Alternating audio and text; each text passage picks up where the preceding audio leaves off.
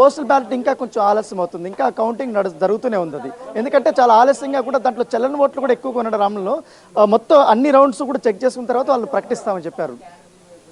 Yes sir, ప్రస్తుతం అక్కడ ఎవరు వచ్చారు? పవన్ కళ్యాణ్ కౌంటింగ్ కేంద్రానికి ఏమైనా హాజరయ్యారా? ఎందుకంటే ఎమ్మెల్యే అభ్యర్థి కాబట్టి ఆయన తరపున ఎవరైనా హాజరయ్యారా?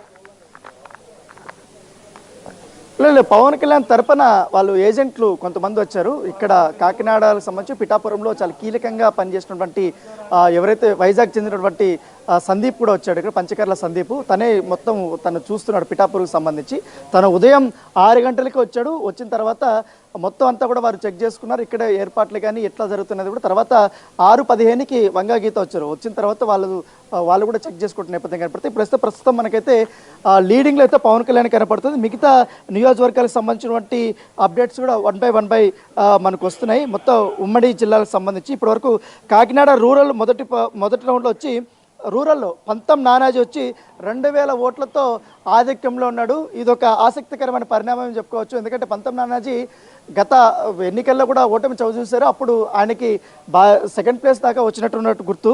సో ఈ ఎలక్షన్స్లో ఆయన చాలా బాగా కష్టపడ్డాడు. ముఖ్యంగా టీడీపీకి సంబంధించిన నాయకుల్ని కలుపుకుని పోవడంలో కూడా ఆయన సక్సెస్ అయ్యాడన్నట్టుగా ఇక్కడ లోకల్స్ వాళ్ళు చెప్తున్నారు. ప్రస్తుతం లీడ్లో కనబడుతున్నట్టుగా మనకు సమాచారం అవుతుంది. రాణా, మీరు కొద్దిగా హోల్డ్లో ఉండండి. Yes, Pithapuram and Kakinada rural 2 చోట్ల కూడా జనసేన పార్టీ గ్లాసు గలగల వినపడుతోంది.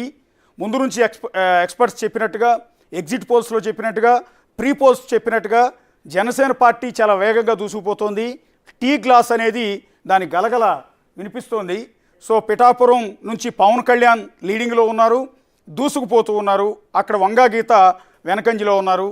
అట్లాగే కాకినాడ రూరల్ నుంచి పంతం నానాజీ ఆయన లీడ్లో ఉన్నారు. అలాగే వైఎస్ఆర్ కాంగ్రెస్ అధికార పార్టీ నుంచి మాజీ మంత్రి కన్నబాబు ఆయన వెనుకంజలో ఉన్నారు. సో ఇది ఊహించని ఎదురు దెబ్బ, అంటే వీళ్ళు ఊహించిందే, వైసీపీ ఊహించని ఎదురు దెబ్బ.